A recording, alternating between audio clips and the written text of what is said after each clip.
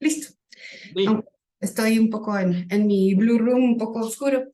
Bueno, antes de empezar, estoy, ¿cómo se dice? Sin palabras. Bueno, súper contenta con la plática de Estefano. O sea, no sé si le puedo decir a Estefano acá en México, luego hablamos de usted y cosas así. Me encantó el enfoque. Creo que todo esto que él comentó de las cuestiones emocionales de la paciente cuando va a hacer un estudio, en mi punto de vista, siento que nadie lo considera y debería de considerarse más.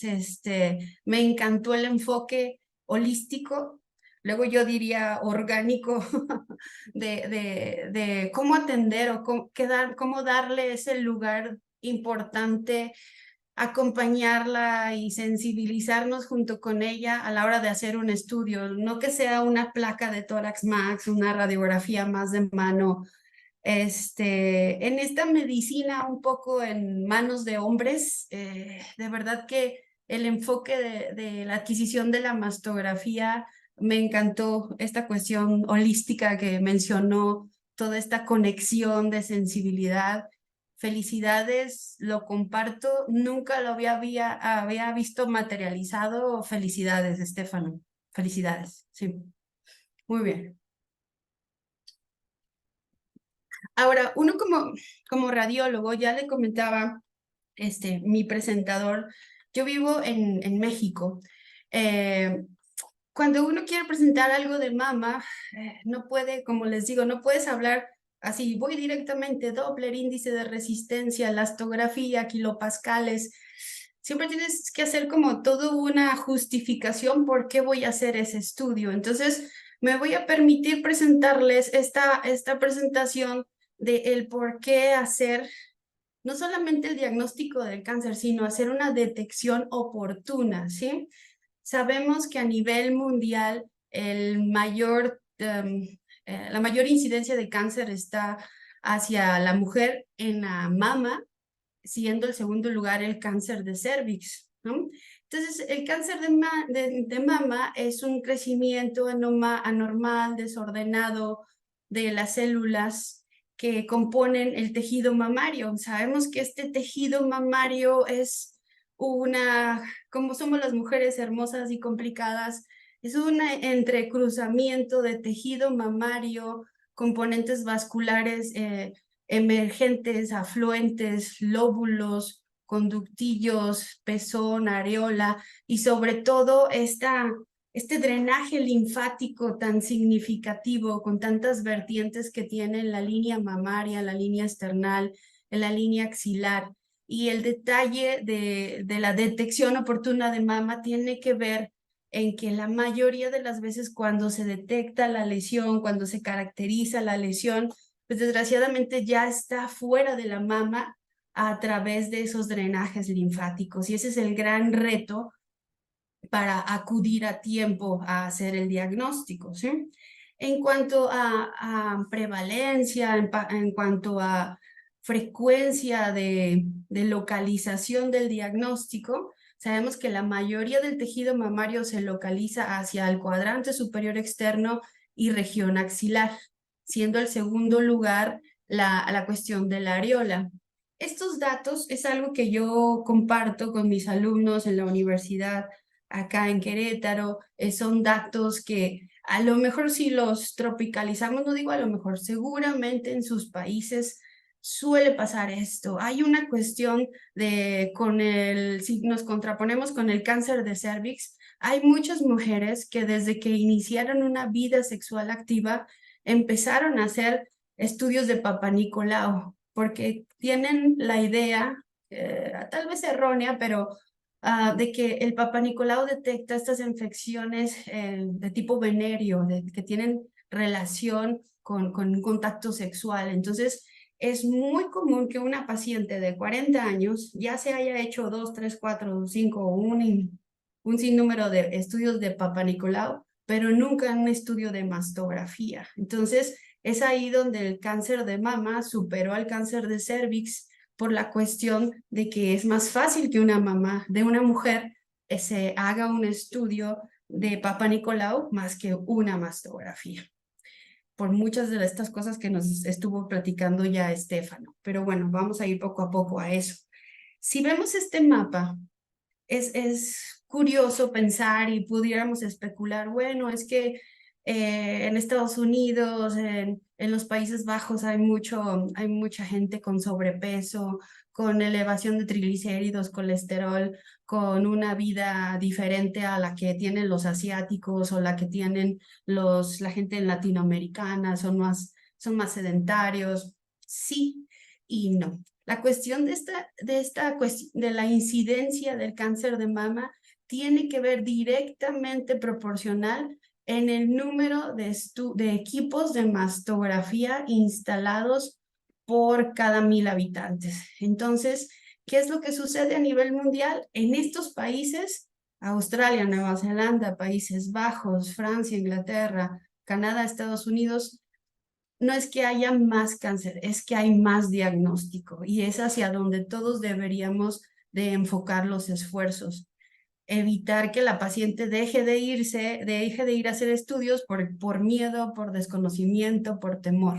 Bien, no sé si algunos de ustedes tienen la oportunidad de conocer México, y si tropicalizamos este mapa con lo que representa a México, vamos a tener un mayor número de casos en estados en los cuales hay un mayor desarrollo tecnológico, económico, mayores ciudades de más de 1 millón de habitantes, en donde hay más hospitales, hay más clínicas, hay más detección. Y siendo los países del sureste, los estados en los cuales hay menor detección, no quiere decir que haya menos casos, no, hay menos equipos de mastografía instalados por cada 1000 habitantes y por eso se dan estas diferentes tasas, ¿bien? Tropicalizando lo internacional a lo nacional, seguro esto pasa en sus países. Bien, entonces, sin entrar mucho en estos datos, pero sí mencionarlos, la cuestión es de los factores de riesgo. Hemos tenido un gran avance en cuanto a mitos, verdades que no son siempre aplicables. Y hoy día, el sobrepeso, el alcoholismo, la expresión de los genes BCRA y la implementación de terapias hormonales sustitutivas son los mayores factores de riesgo para desarrollar cáncer de mama, ¿sí? Y la cuestión es el enfoque global, así como todos estamos preocupados por el calentamiento global, en medicina todos estamos preocupados por este alto índice de obesidad a nivel mundial, que igual afecta relativamente de manera diferente a los hombres, a las mujeres, pero ¿en qué nos va en este desarrollo oncogénico y cómo la obesidad en los hombres nos habla de un aumento en la incidencia de tumores de riñón, de hígado, de colon, y en las mujeres hacia la mama, hacia el colon, hacia el endometrio, el hígado, el riñón? Entonces, este es nuestro virus actualmente en cuestiones de salud, donde tenemos que irnos a enfocar. Esto lo tendrán para leer. Siempre el gran mito es, bueno, deje aterrizo mi idea.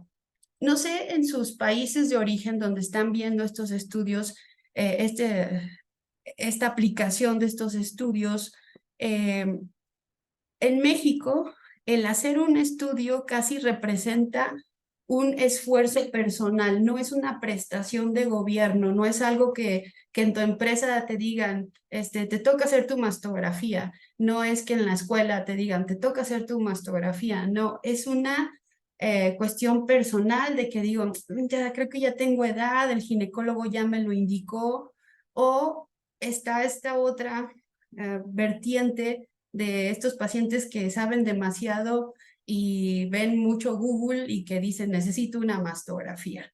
Y el error es hacer la mastografía cuando el paciente tiene dolor. Entonces, la primera experiencia a hacer el diagnóstico pues es dolorosa, es impactante, es traumática, como ya nos contaba Estefano, y pues tristemente es que tener dolor en la mama, el estudio de diagnóstico indicado no es una mastografía, es ir al ginecólogo, hacer una exploración por un médico especialista, ya sea mastólogo, ya sea oncólogo, ginecólogo, enfermero, radiólogo, para poder orientar a la paciente, pero primero quitar el dolor. Y es ahí la cuestión de la importancia de la adecuada indicación del estudio, más que estar pensando en que tengo cáncer, ¿no?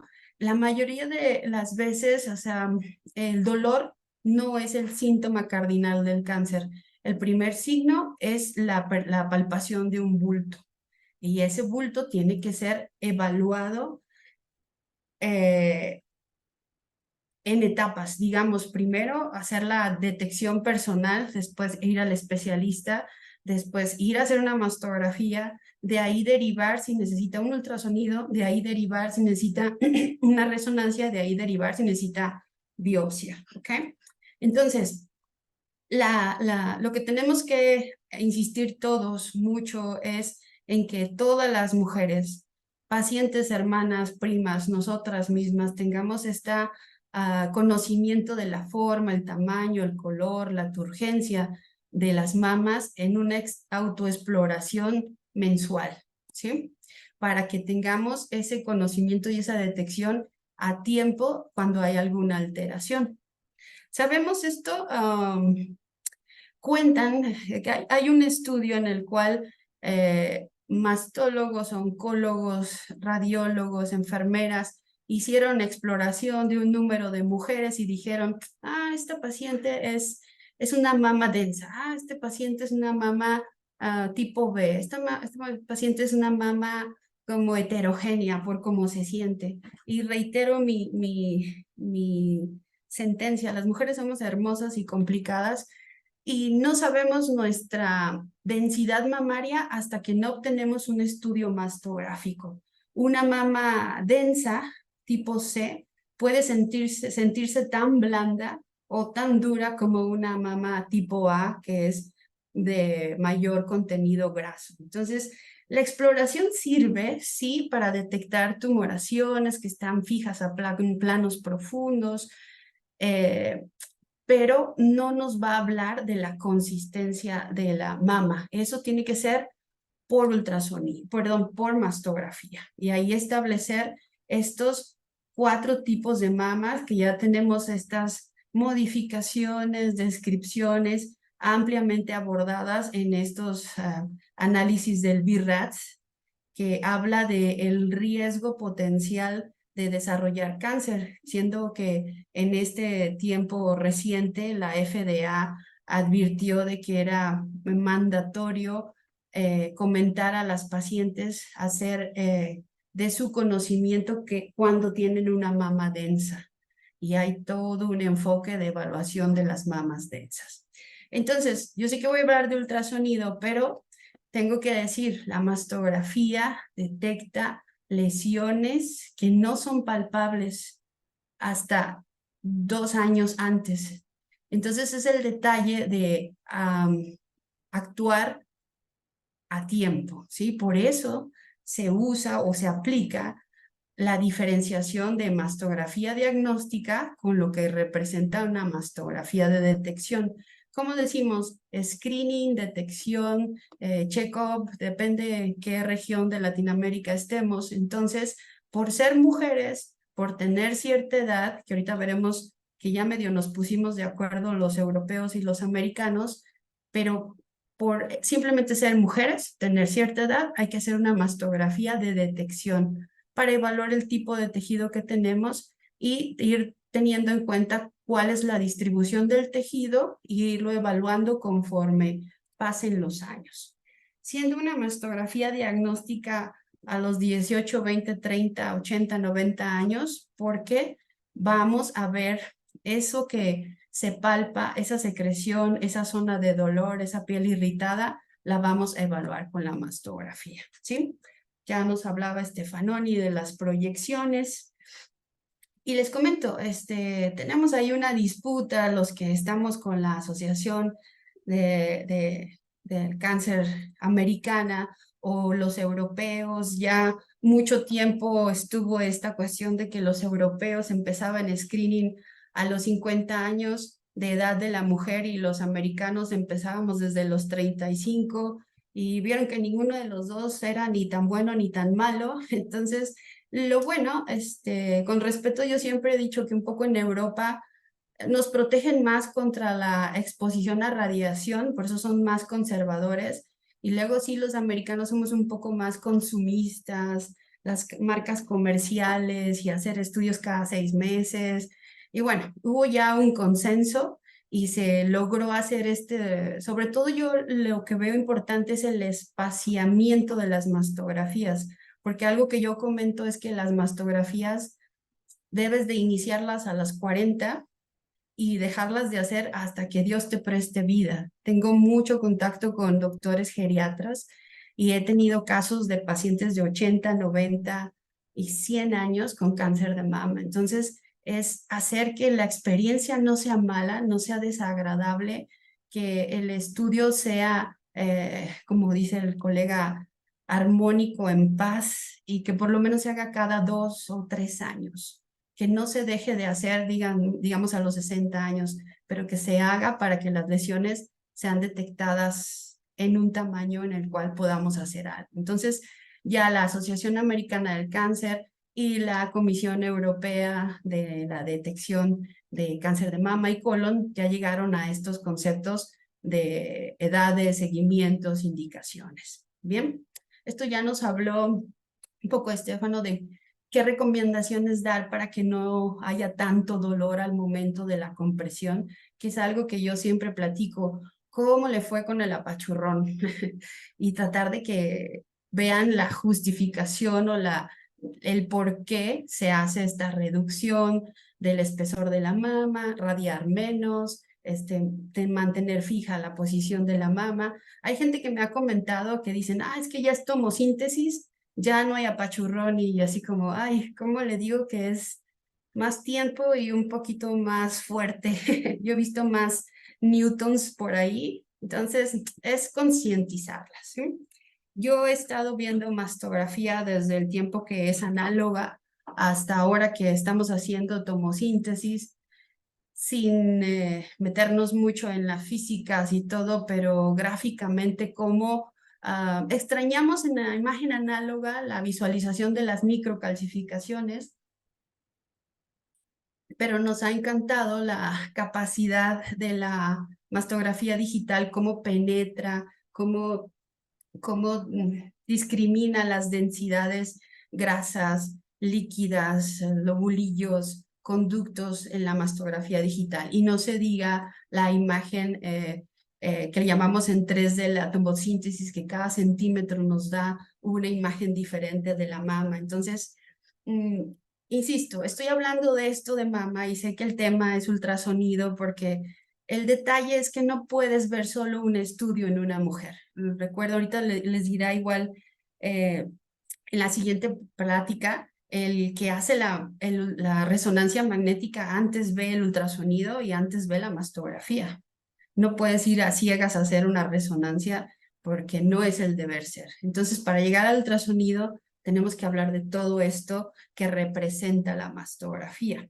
Entonces, hasta hace poco, estamos hablando del 95, cuando empezamos a hacer la aplicación de todos estos conceptos de estandarización, de establecimiento de protocolos y que el radiólogo se salga del cuartito oscuro y colabore en las decisiones de tratamiento. Estamos hablando de hace pocos años, que ha habido sus varias modificaciones. Sabemos en base al BIRATS que mientras más alto sea el BIRAT es mayor el grado de posibilidad de malignidad, pero quiero hacer el enfoque en base a estas clasificaciones de cómo la herramienta del ultrasonido nos va a ayudar a que no salgan esos esos birraceros que no existan. Es algo que a mí me frena como especialista tener que poner un birracero en un estudio de una paciente que no durmió el día previo al llegar al estudio, que está preocupada. Se le hacen proyecciones, se va a su casa y le llaman, regresa a hacer un ultrasonido. ¡Qué miedo! O esta otra clasificación que es el BIRAT 3 y seguro habrá muchos comentarios al respecto. El BIRAT 3 creo que no lo deberíamos de aplicar en el sentido de que es esperar 2 años para tomar una determinación de si es algo bueno o es algo malo. Y creo que el aplicar el ultrasonido en una lesión identificada nos va a ayudar a ver si la lesión tiene características benignas o tiene algo, la mínima sospecha, mejor me voy a una categoría 4. Recuerden que todos hay ABC 4, ¿no? Entonces, el ultrasonido siento que en estas dos categorías nos va a ayudar muchísimo para que no salgan de nuestros escritorios BIRAT 3 o BIRAT 0. ¿No? Ahorita les explico en qué sentido. Bueno, sabemos, el BIRAT nos ayuda a tomar un léxico estandarizado y no andar inventando contornos o, digamos, descripciones fuera de lo común o que nadie pueda entender. Entonces, nos habla de cómo describir las formas de las masas, nos habla cómo clasificar las calcificaciones, que es como todos estaremos de acuerdo, es como el momento ideal en el que quisiéramos todos encontrar una lesión sospechosa de cáncer de mama en cuanto a las características de las calcificaciones. Bueno, entonces, ahora sí llegamos a la parte del tema del ultrasonido. Como les comentaba, yo soy profesora en la Universidad de Medicina, no a residentes, pero soy de las grandes creyentes, igual como pasó de que evolucionamos del pinar al esteto. Creo que esto de la exploración, de la palpación, dentro de poco va a ser cambiado o agregado el tener un transductor y ponerlo en la articulación, ponerlo en la piel, ponerlo en cualquier parte y decir esto es líquido o esto es sólido. Eh, Estoy segura que en sus países de origen también todo ginecólogo tiene un ultrasonido en su consultorio, todo servicio de urgencias tiene un equipo de ultrasonido, que antes era así como que solo el radiólogo era el que invertía en un equipo así de frondoso como estos, pero ya ahora gastros, uros, plásticos, todo el mundo tiene un equipo de ultrasonido al alcance de la mano. Bien, sigue siendo esto tarea del radiólogo, pero bueno, todos deberíamos de saber estos principios físicos de qué es lo que voy a ver en el ultrasonido.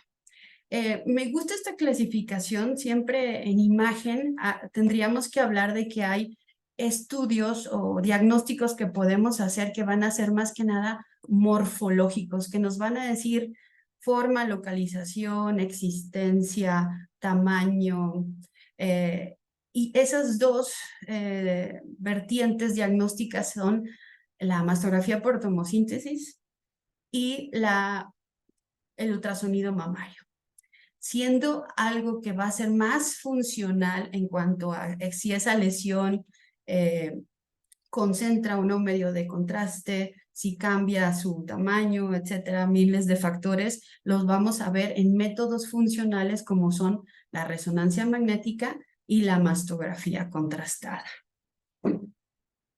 Antes de llegar al punto del ultrasonido, en sí, el diagnóstico, recordemos esto de las nomenclaturas. Recuerden que lo negro o lo anecoico siempre va a ser el líquido o siempre va a ser una imagen quística, que como el principio de la vejiga, cuando la llenamos para que ese refuerzo acústico posterior nos permita ver el útero o los ovarios por detrás, este va a ser el principio físico de cuando una lesión, aunque digamos es negra, es porque tiene líquido en su interior y el sonido va a mostrar un reforzamiento por detrás de él. Al contrario, cuando una lesión tiene un componente sólido, calcio, algo como hueso, va a permitir ver en una línea la ecogenicidad de esa estructura, pero el sonido no va a atravesar esa imagen, entonces por detrás vamos a tener una sombra acústica posterior. Nos gusta mucho usar el otro concepto de cuando una lesión tiene componentes grises, anecoicos, hipoecoicos, hiperecogénicos, o sea, tiene septos, líquido, grasa, todos en conjunto, y hablamos de una lesión de ultrasonido heterogénea, ¿vale? Conceptos básicos solo para recordar.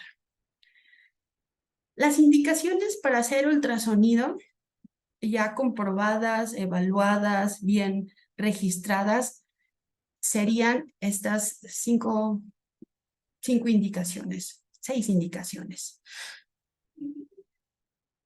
Es algo que yo, digamos, cuando tenemos el concepto de la Asociación Americana de empezar a los 35, 40, es como toda persona menor de 30 años, primero hago ultrasonido y si encuentro alguna anomalía, no me importa la edad y necesito hacer mastografía, se adquiere. Recuerden que no es que la mastografía haga daño. Lo que pasa que mientras más joven es la paciente, más tejido fibroglandular tiene y la evaluación va a ser más complicada, ¿no? Entonces, hay pacientes jóvenes, hay que hacer ultrasonido primero. Cuando se sabe que las lesiones palpadas son lesiones quísticas para evaluar su tamaño, su número, su distribución. En las pacientes adultas que en la mastografía se identificó algo, ¿saben? Aquí está el BIRAT 0. Cuando encontramos una lesión y vamos a hacer o una biopsia por aspiración con aguja fina, cuando vamos a hacer una biopsia de corte, vamos a usar el ultrasonido como guía para llegar justo a la lesión, tomar muestras del centro, de la periferia, drenarlas si es necesario y que esté todo con certeza porque llegamos visualmente al sitio donde queremos tomar la muestra. ¿Sí? Implantes mamarios, bueno, no en la zona donde vivo actualmente, pero antes vivía más al norte y allá el 80% de las mujeres tenían implantes mamarios, entonces hacer un solo mastografía, a pesar de que es la masto y las proyecciones Eklund, siempre es mandatorio complementar con ultrasonido. Y bueno, las mujeres que están embarazadas, pues para evitar esa exposición a radiación es mejor hacer ultrasonido. El enfoque en el cual tenemos que, digamos, abundar en los siguientes años con la aplicación de esto que vamos a hablar de la elastografía, del Doppler, que todavía no está bien representado en la clasificación BIRATS, sería que tendríamos que, esto de tarea, todos los radiólogos o todos los que estamos en la lucha de la protección o de la detección oportuna del cáncer de mama, es en aplicar más el ultrasonido en las lesiones sólidas para ver su dureza o su blandura, su consistencia. Identificar cuando hay un diagnóstico de cáncer, con esto de los barridos extendidos, ver si hay solo una lesión o si hay varias lesiones. Este precepto de tamizaje en mujeres de alto riesgo, yo lo tomo con cierta, digamos, mesura, porque hay mucha gente que como siente que hiciste una evaluación así milimétrica con el transductor y el gel, sienten que ellas ya cumplieron con eso, con la detección oportuna del cáncer, pero recordemos la cuestión de que el ultrasonido ve lesiones formadas y la mastografía detecta lesiones en formación. Y a lo mejor el ultrasonido nos queda un poquito mal en este tipo de pacientes que son de alto riesgo. o que son, ¿qué es que está? Eh, con una mama densa. En la mama densa, pues es mandatorio. Ves una mama tipo C, tipo D, tienes que complementar con ultrasonido. Pero hay varios estudios que nos han demostrado que aún con esos dos estudios se nos están viendo algunas cuestiones y ya está tomando mucho auge la masto con contraste y o la resonancia magnética contrastada también, ¿va? Entonces, ahí el ultrasonido, aplicarlo, sí aplicarlo más, pero que no sea el único estudio además de la mastografía. Entonces, yo soy más de la idea de que deberíamos de hacer las pacientes, ya que saben que su tejido es tipo C o D, hacer los siguientes 5 o 10 años siempre los dos estudios juntos. Lo que pasa es que vamos y solo hacemos mastografía y en la mastografía el reporte que dice BIRAT cero, hay que hacer ultrasonido. Las mujeres entran en una cuestión de discrepancia, de incredulidad. Dice, entonces, ¿cuál es el bueno, el ultrasonido o la mastografía? Y la cuestión sería es que se haga una evaluación adjunta al mismo tiempo, el mismo día y que salga el paciente sabiendo si hay algo o si no hay nada. Esto sería como el mundo ideal y esto es algo por lo que yo, o algo que realmente yo practico al hacer mastografía, hacer siempre ultrasonido. El problema luego son las cuestiones administrativas de que si pagan o no pagan, pero esos son problemas de los administradores. ¿Va?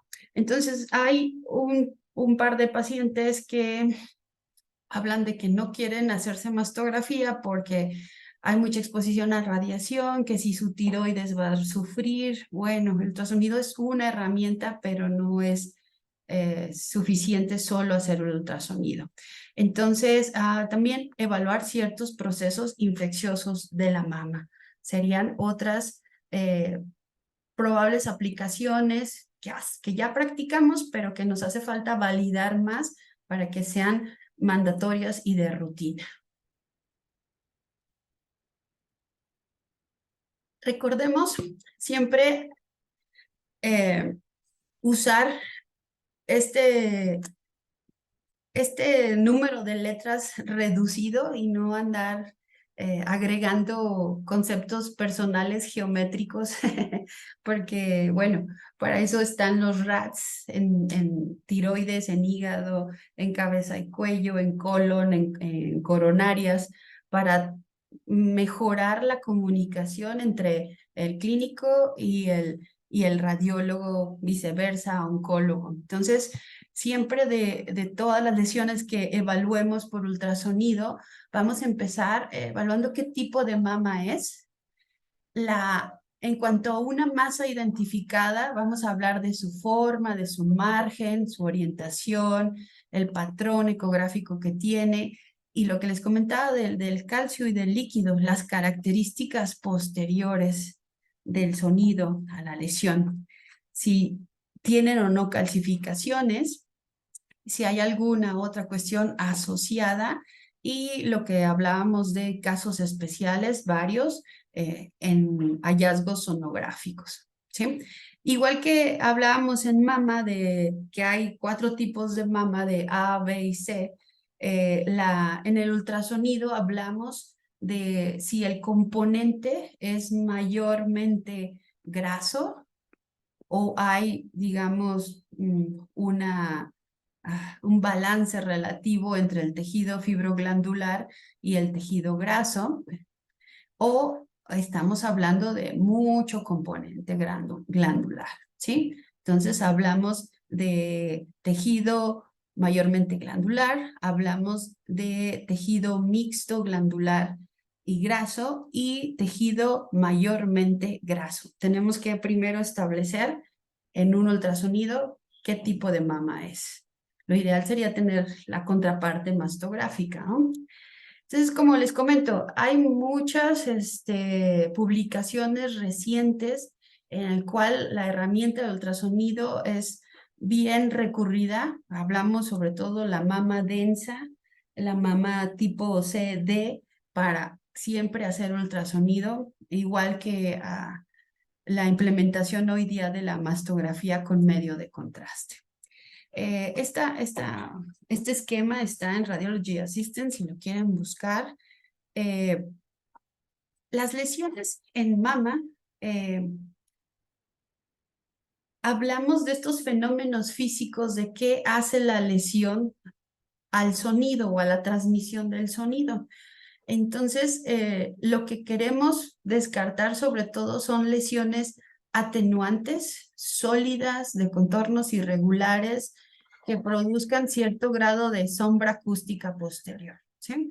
Ya sabemos los conceptos de lo que representa un quiste, lo que representa una lesión sólida o lo que representa en sí el tejido fibroglandular. Algo que ha tomado mucha relevancia, bueno, en cuanto, digamos, hemos abierto la perspectiva y al hacer un análisis de una mama no nada más es encontrar la lesión y se acabó, sino que tratar de encontrar en los relevos ganglionares cercanos alguna alteración en un ganglio linfático. Teniendo en cuenta, no sé si tenían este concepto de que un ganglio linfático es una imagen de pseudorriñón que tiene un parénquima y tiene un hilio central graso. Y lo que buscamos es que el grosor del parénquima o no sea ni aumentado ni disminuido y que siempre esté presente el hilio graso, ¿va? Entonces, los equipos de ultrasonido actualmente hasta tienen un algoritmo que te va orientando. Primero, revisa el área axilar, identifica 1 o 2 ganglios, eje largo, eje corto, de ahí vamos al área retroareolar, ok, evalúa los ductos y ya de ahí nos vamos en el ciclo, digamos, en el eje del reloj para evaluar todo el tejido glandular y los mismos equipos nos van orientando. Bien, vean, de tener un ganglio normal, tenemos aquí un par de imágenes de una misma paciente. Este es el lado derecho, este es el lado izquierdo, y vemos algunos ganglios del lado izquierdo con algo prominente, el hilio graso, pero el parénquima delgadito, homogéneo, bien delimitado, y las imágenes de axilares del lado derecho tienen lo que llaman una sombra, bueno, es una infiltración por silicón y muestra este aspecto, como dicen, de nieve. No me acuerdo ahorita exactamente el concepto, pero esto es una sustitución de todo el componente ganglionar que causa esa atenuación ecogénica por la infiltración por silicón, ¿no? Los equipos, cada vez que conseguimos un nuevo equipo, preguntamos ya 1000 cosas. Antes tenían un ultrasonido, lo más que preguntabas es, ¿tiene ultrasonido sectorial y convexo? Y ya decías tú, ya, tengo todo lo que necesito, ¿no? Pero ahora una herramienta muy buena en los equipos de ultrasonido para mama, para músculo esquelético, tiroides, 1000 cosas, es lo que llamamos barrido extendido.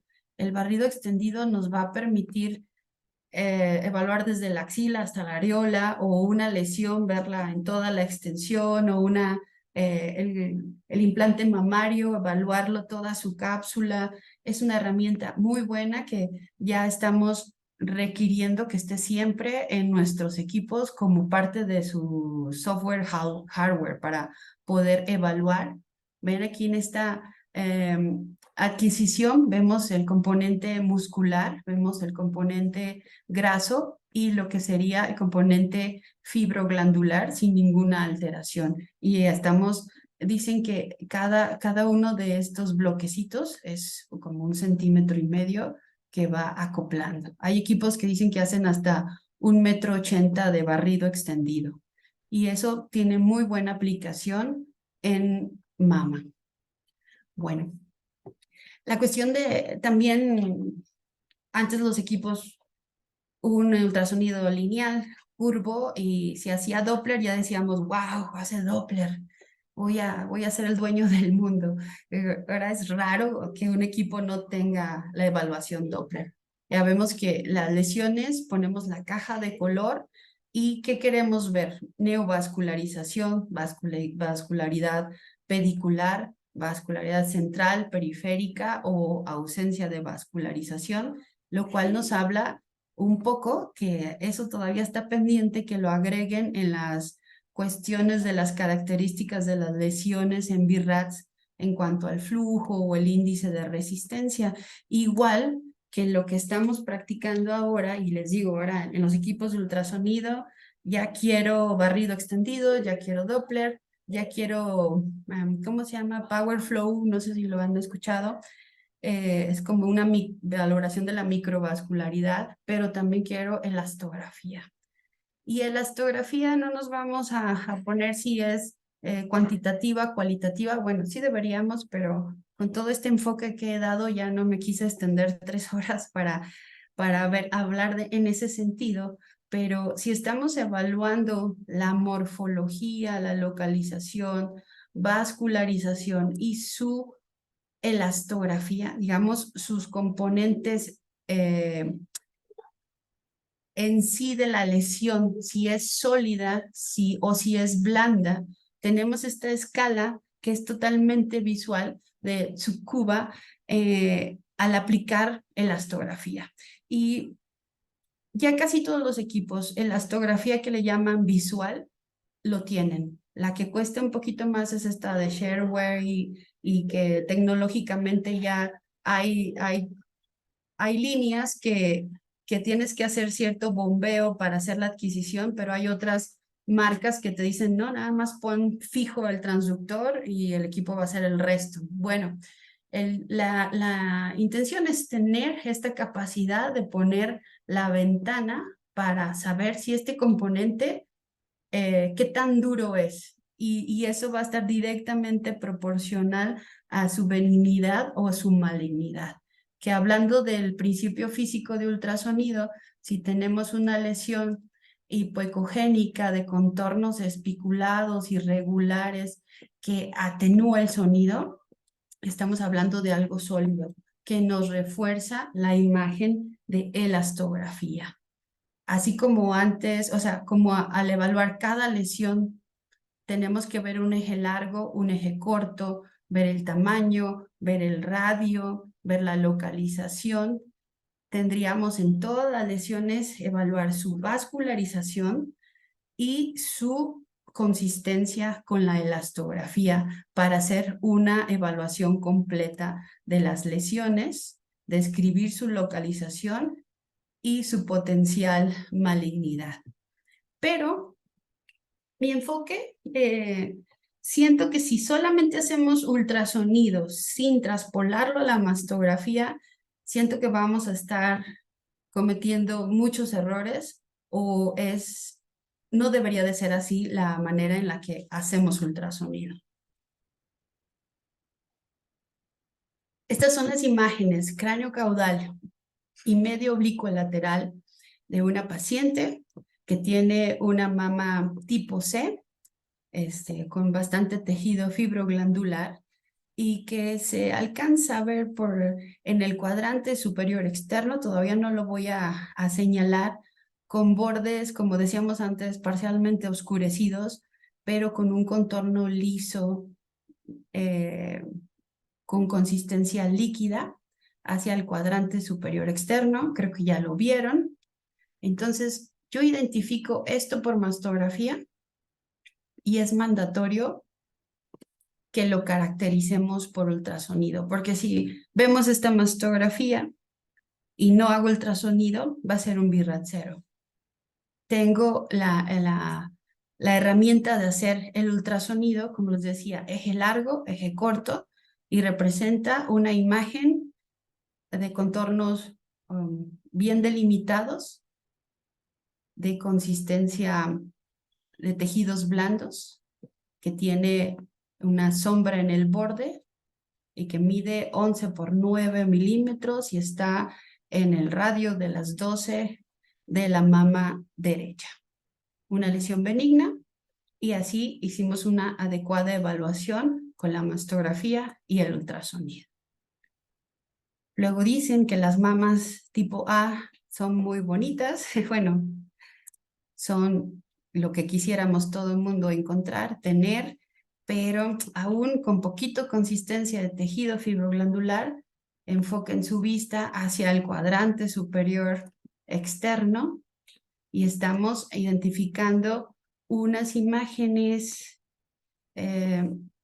con densidad líquida, algunas calcificaciones densas gruesas.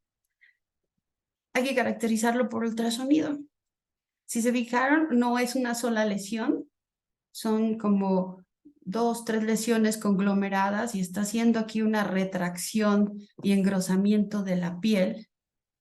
Y en el barrido extendido me muestra eso de que hay 2 lesiones en ese barrido líquidas, pero de paredes irregulares, contenido heterogéneo, que miden 18 por 6 por 19 milímetros. Aplico el Doppler, tiene flujo Doppler pedicular, las paredes están gruesas. Toda esta información tiene un índice de resistencia, de baja resistencia. Toda esta información me va a hacer que categorice estas lesiones como 4C y voy a mejor decidir por hacer una biopsia guiada por ultrasonido para determinar qué componente está integrando esta lesión. Tenemos otra mama. Estas son las imágenes medio, oblicuo, lateral. Regreso, delimito el cuadrante superior, el cuadrante inferior, cuadrante externo, cuadrante interno. Ya estamos viendo el aumento de la radiopacidad hacia el cuadrante interno, pero región superior. Lo caracterizo por ultrasonido. Es una imagen sólida de contornos espiculados que da el aspecto de retracción de los componentes periféricos. Otra lesión, PIRATS 4, vamos a biopsiar y determinar qué estamos encontrando.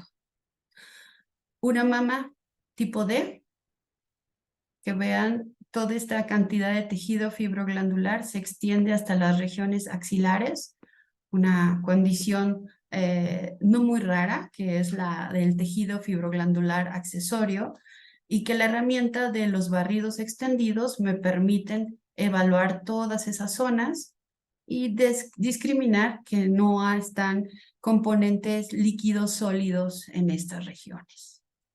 Bueno.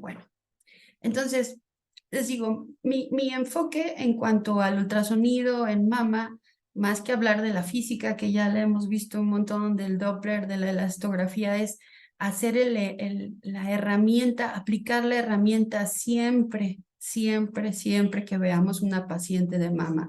Y en sentido inversa o viceversa, o sea, si es ultrasonido y necesito mastografía, hay que hacerlo. O si tengo mastografía y puedo y estoy complementar con ultrasonido es factible, siempre hacerlo, porque nos da información útil, nos ayuda a abreviar tiempos y tomar decisiones más, con mayor sensibilidad y especificidad.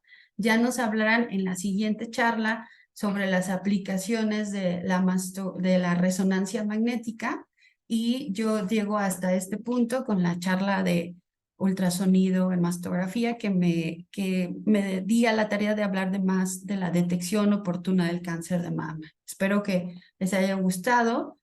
Ya terminamos. No sé si tengan alguna duda, pregunta, comentario.